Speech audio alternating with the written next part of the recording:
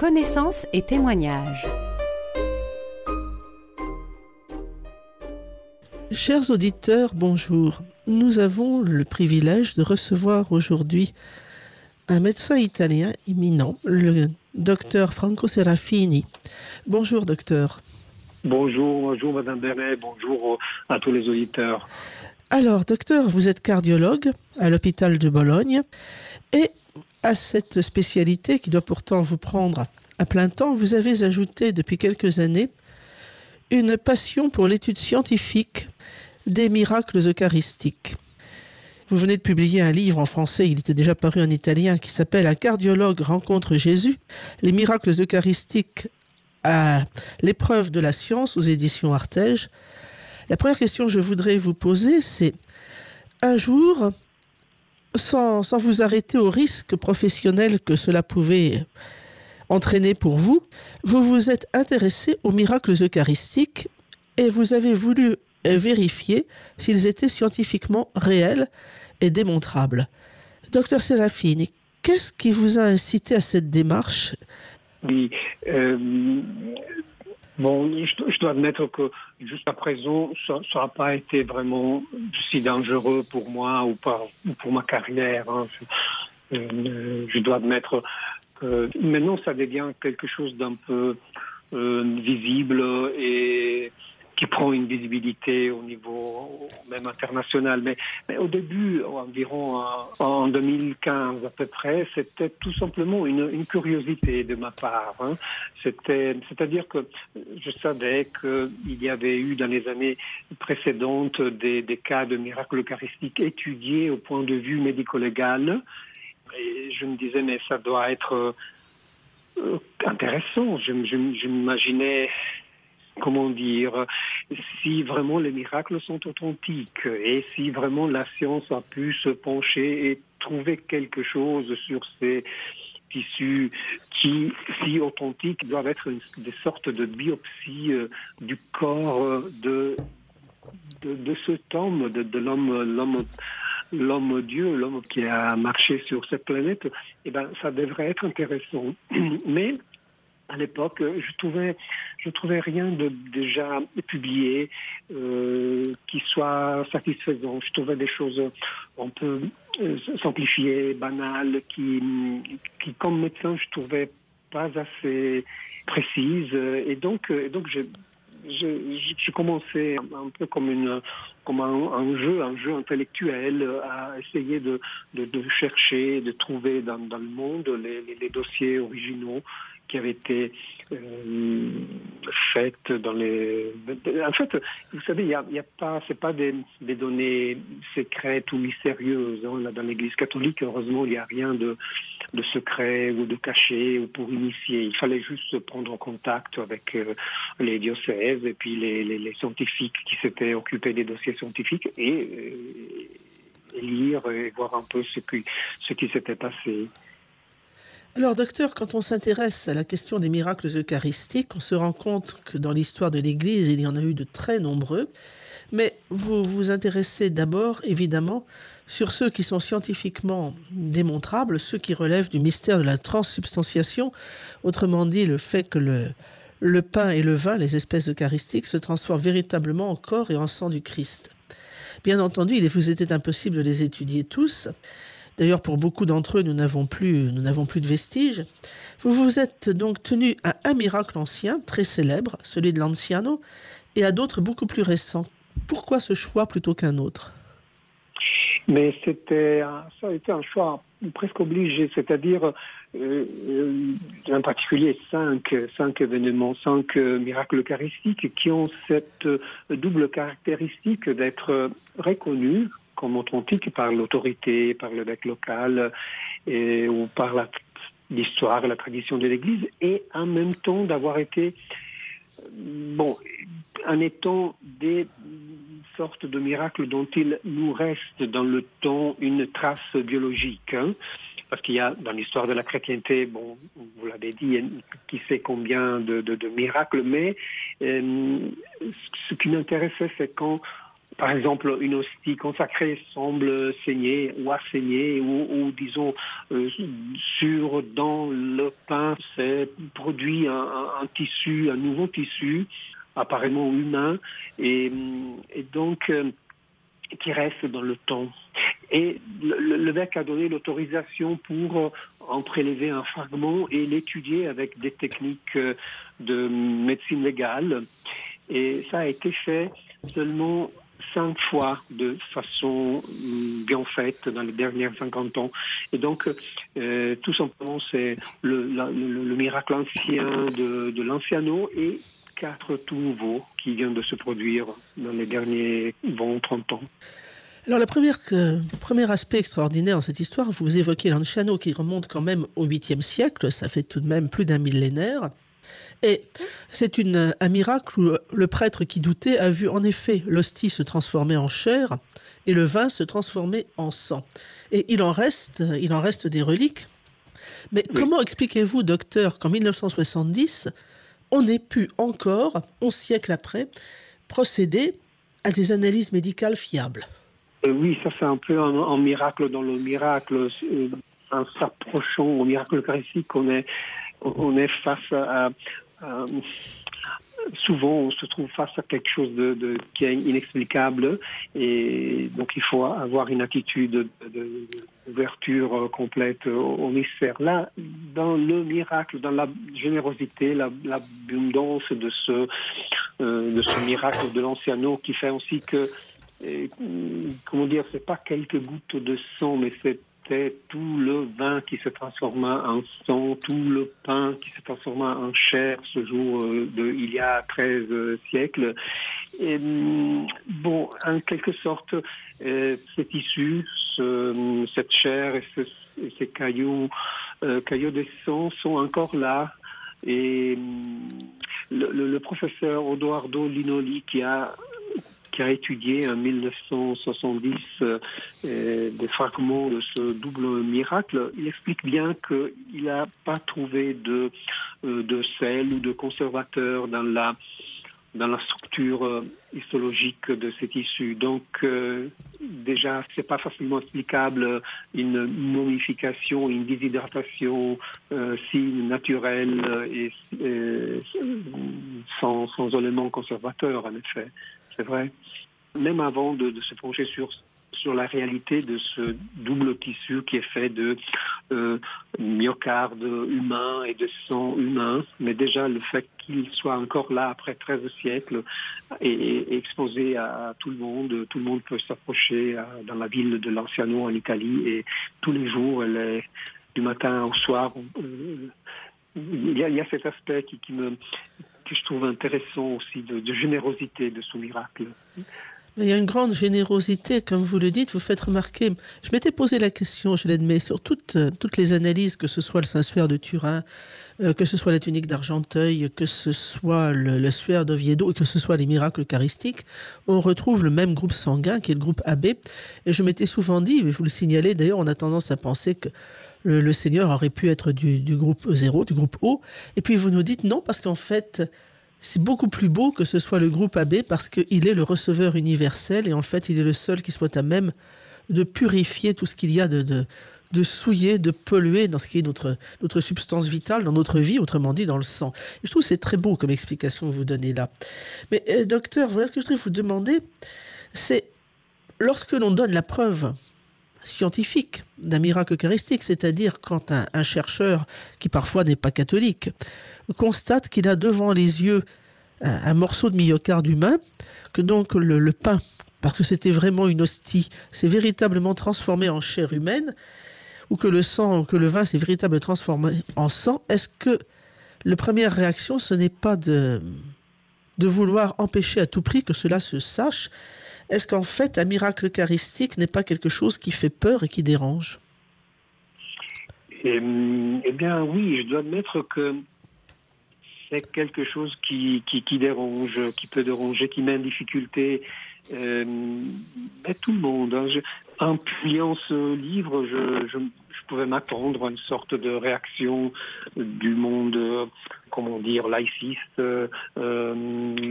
athée ou mécréants. Et là, on peut imaginer que cette réalité des études médico-légales faites sur des miracles eucharistiques peut causer des problèmes. Mais un peu à ma surprise, j'ai vu que même de la part catholique, j'ai trouvé des résistances, et souvent il y a une attitude de gêne, c'est-à-dire, bon, évidemment, c'est comme si on est parfois, nous catholiques modernes, on aime évidemment une foi un peu, comment dire, un peu spiritualisée, un peu éthère, un peu où il n'y a pas trop de place pour une réalité qui est faite de chair et de sang, et qui nous renvoie à la réalité, évidemment, de la réalité sacrificielle de l'Eucharistie. Parce qu'en fait, ce que vous allez nous démontrer tout à l'heure avec ce cœur souffrant, c'est qu'on a affaire à quelque chose d'extrêmement sanglant, d'extrêmement violent, d'extrêmement horrible. Et en fait, ça nous choque profondément. Oui, ce qui est intéressant, c'est que, bon, déjà, retrouver 5 fois sur 5, 5 miracles sur 5, on trouve toujours la présence du cœur humain, du myocarde humain. Et ça, c'est déjà, ça déjà nous touche, parce que, comment dire, un miracle, c'est un miracle si du pain se transforme en tissu, un organe humain, c'est un miracle. Mais c'est pas n'importe quel organe. Le cœur, évidemment, a une symbolique, une signification que tout le monde peut comprendre, en fait. Même tous les hommes de toutes les époques savent que le cœur est plus que le cœur. Mais donc, déjà, ça nous dit que l'auteur du miracle connaît les hommes, en choisissant le cœur dans sa manifestation, et pas le poumon ou le foie ou le rein. Voilà. Mais ce cœur, en plus, c'est un cœur qui souffre. C'est un cœur souffrant. Et c'est une souffrance que là, on peut visualiser dans des lames histologiques. Donc, on a des coupes de ce tissu, et on voit que c'est un tissu malade, un tissu qui va pas du tout bien. Et il y a des altérations bien précises, qui sont l'inflammation, l'infiltration donc de globules blancs parmi les fibres myocardiques, les fibres musculaires, et puis il y a aussi des phénomènes de fragmentation, les fibres sont brisées, et donc ces deux aspects nous suggèrent un diagnostic bien précis, qui est le diagnostic de l'infarctus, qui ne dépend pas d'une maladie des artères coronaires, mais plutôt d'une grande angoisse, un grand stress, d'une tempête de catécholamine, adrénaline, noradrénaline, comme dans des situations de grand désarroi, des grandes détresse, comme une grande souffrance, une torture, une angoisse profonde. C'est un cœur qui se brise en quelque sorte, au sens où on l'entendait, quand la souffrance, que le chagrin vous brise le cœur, comme on dit en français. Oui, justement, quand on dit que quelqu'un meurt à cause d'un cœur brisé, c'est pas une image métaphorique, c'est vraiment une complication, une complication possible d'un infarctus de ce genre, un infarctus qui dépend du stress aigu, une très mauvaise nouvelle, un deuil inattendu, un accident de la route, une situation de grand stress, met notre cœur en difficulté. C'est une réalité médicale qui d'ailleurs est une des hypothèses qui maintenant dans la syndronologie est devenue un peu à la mode de ces dernières décennies. On met en deuxième plan l'hypothèse de l'asphyxie, qui était l'hypothèse du professeur Barbet il y a 50 ans. Mais justement, on arrive à mettre ensemble la donnée de... Bon, déjà, ce qui se dit dans les évangiles de la Passion, nous parle d'un homme qui, jusqu'à la dernière minute, peut encore parler, qui est lucide, qui peut pousser à un cri, et qui perd pas conscience. Il ne s'asphyxie pas. Qui va pas dans le coma, qui a pas de problèmes respiratoires aigus. Et puis aussi le problème de la blessure du côté, les gens nous parlent avec force de le coup de lance et donc le sang et l'eau qui sortent de ce corps. Et puis aussi, donc ce diagnostic qu'on peut obtenir de miracle eucharistique, tout converge pour l'hypothèse d'un infarctus qui se complique par un corps brisé, un hémopéricarde, et donc c'est intéressant, c'est une hypothèse en fait, mais c'est intéressant. Mais ce qu'il y a de plus intéressant encore et de plus stupéfiant, docteur, c'est que vous évoquiez les lames histologiques tout à l'heure. Par définition, sur une lame histologique, on voit un tissu mort. Or, le tissu qui apparaît sous le microscope est un tissu vivant. C'est un morceau de cœur en vie, ce qui est scientifiquement, médicalement, humainement totalement invraisemblable. Et vous rappelez, vous dites que la présence de globules blancs qui sont là justement parce que ce cœur est souffrant et qu'il a besoin d'être réparé, donc que l'organisme est vivant, cela veut dire aussi que la circulation sanguine continue d'exister. Donc ce cœur est toujours rattaché à un corps en vie. Comment peut-on expliquer ça? C'est extravagant. Dans l'hostie, il y a un cœur non pas mort mais vivant et relié à un organisme puisque la circulation sanguine se maintient. Oui, c'est merveilleux. En fait, on ne peut pas expliquer ça de façon trop rationnelle. Aussi parce que ces lames sont produites à partir de tissus qui sont sur cette terre depuis quelques années. À part l'anciano qui est un tissu très ancien, mais ces cas tout récents en Argentine, au Mexique, en Pologne. Et d'habitude, les prélèvements histologiques, ils se sont faits quelques semaines, quelques mois, 3 ans, 5 ans après. Donc, c'est des tissus qui, même si on veut, comme croyants, croire qu'ils étaient vivants au moment de leur apparition sur Terre, mais quand même, 5 ans après, encore, on trouve de façon absolument inexplicable la coexistence de mort et de vie.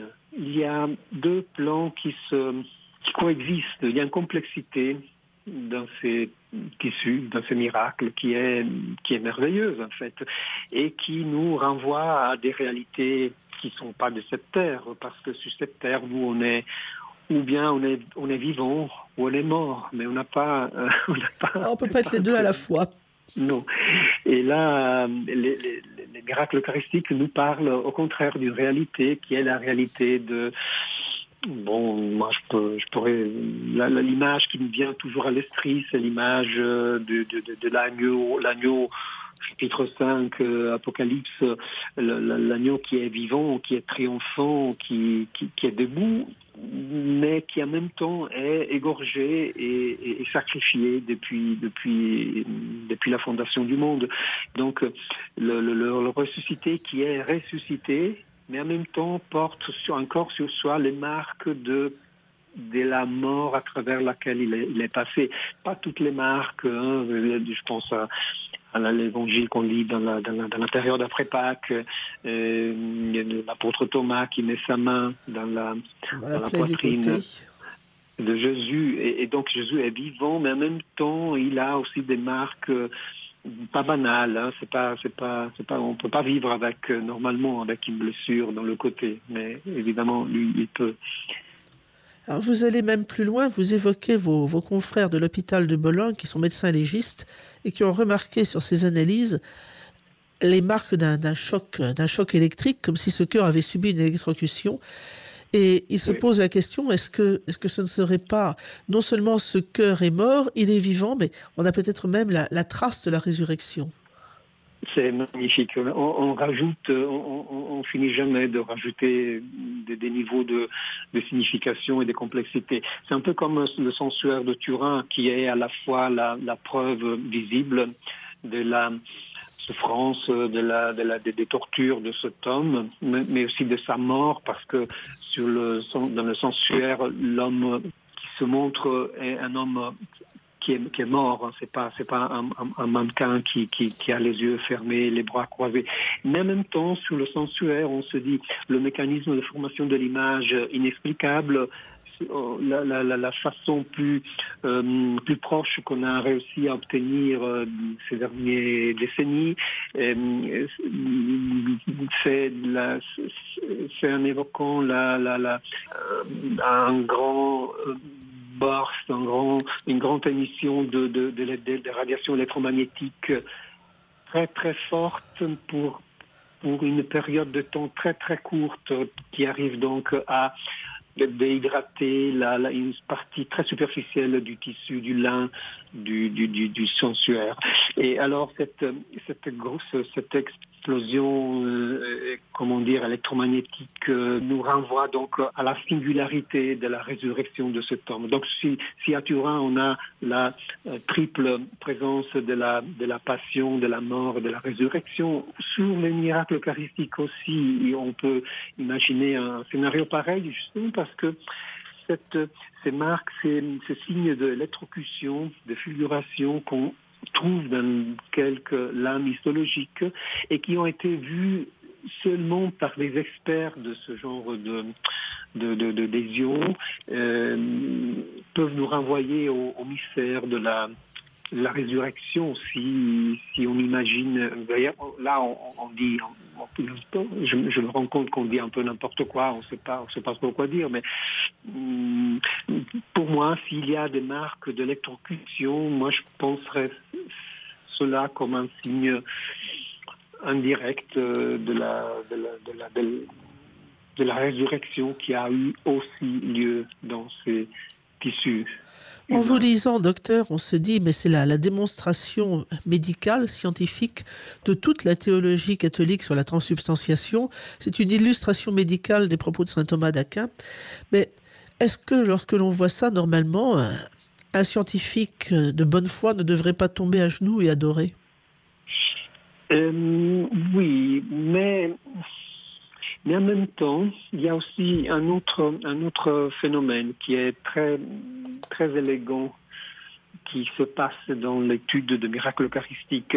Il se passe que tout ce dont j'ai parlé jusqu'à présent, qui est magnifique, intéressant, qui a des rechutes aussi spirituelles et théologiques importantes, et je m'en rends compte, mais en même temps, il y a toujours un espace pour le doute, pour la mise en question. Le véritable miracle eucharistique arrive à être aussi léger, comment dire, élégant. Il n'arrive pas à s'imposer de façon trop forte. Donc là, je disais, c'est des tissus myocardiques, mais quand même, il y a encore l'espace pour dire, mais bon, il y a des experts qui pourront dire, mais non, c'est un tissu un peu bizarre, peut-être que c'est autre chose. Et puis, les tests, des fois, ils marchent, des fois, ils marchent pas. Le même tissu est sans, mais à un moment donné, pour un expert qui analyse quelques jours après, je pense au son, je pense à Buenos Aires en 1992, mais en même temps, 7-8 ans après, le même tissu ne répond plus au même test. Donc il y a l'espace. Le miracle, il veut pas trop s'imposer avec ce langage scientifique. Il sait aussi être discret pour ne pas donner un excès de preuves.